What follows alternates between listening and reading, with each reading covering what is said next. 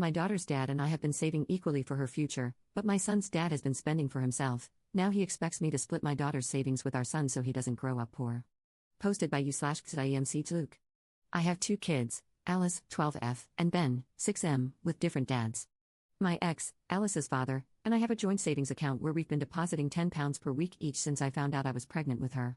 After 13 years, at £20 a week between us, her account has £13,240 and is increasing by a little over £1,000 a year.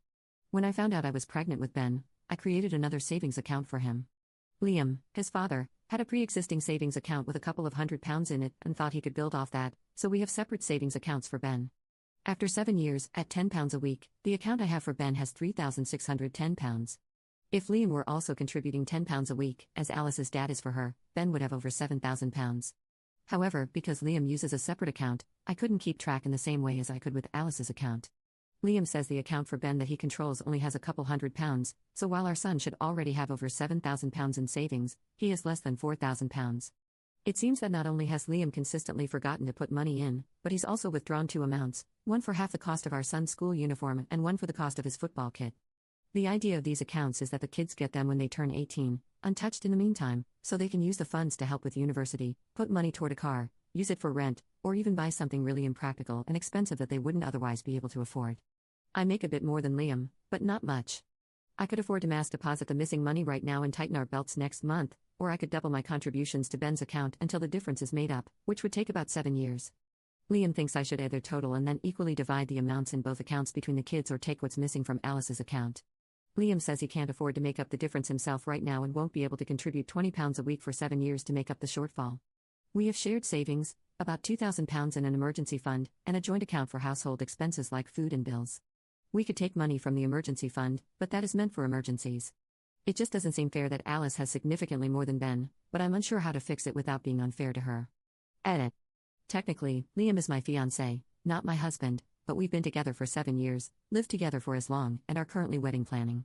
I make the most out of all the parents, followed by my fiancé, and then my ex, Alice's father. Taking money from Alice's account was never an option as far as I was concerned, but it's what Liam suggested. The wedding fund has about £2,000 in it. I thought it was less, but I just sat down and counted it all out. It's literally a jar of cash. I could put the wedding fund as it stands into Ben's account without having to touch the emergency savings.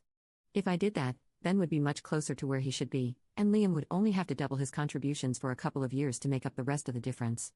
Update 1 day later. I asked him again why he didn't have the money. He said he just didn't. I asked him to bring up his bank statement, payslip, or anything that could show how much money he had, bearing in mind he was last paid on the 28th, and today is the 30th, but he refused. I told him that if we were combining finances in any way, I should be able to see where his money is going. He responded that I wasn't showing him my financial information, so I pulled up my banking app to show him my own balance and transaction history. He then showed me his last statement, which his bank had emailed him today. We had a fight, and he's staying in a hotel tonight, which, it turns out, he can more than afford.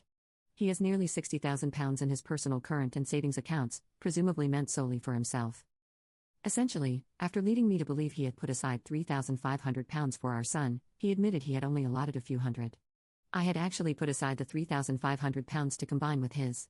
Instead of admitting that he had nearly £60,000 at his disposal, he told me to take money from my daughter to give to our son. When I asked him what he thought he was doing, he replied that he didn't see the point of creating a savings account for our son to access when he turns 18, as our son is currently only 6.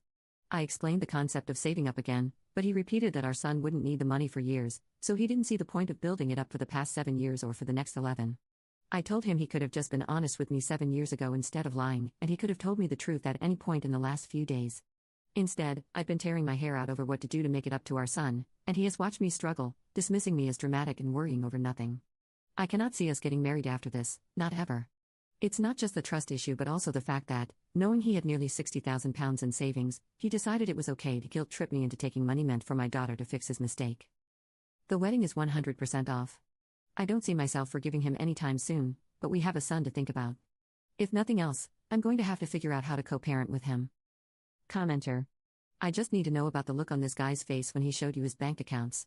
I need to know if this piece of crap had 1 ounce of remorse, an explanation, or the decency to look ashamed of himself. I don't understand how a person can lie so thoroughly and for so long. That's world-class sociopathy. I wouldn't let my kids near a person capable of that level of deceit. Ops response. He didn't do any of that. He looked a bit put off. Just sort of like he realized it was over. But then he tried to justify it, saying that our son was just going to piss it away once he was an adult.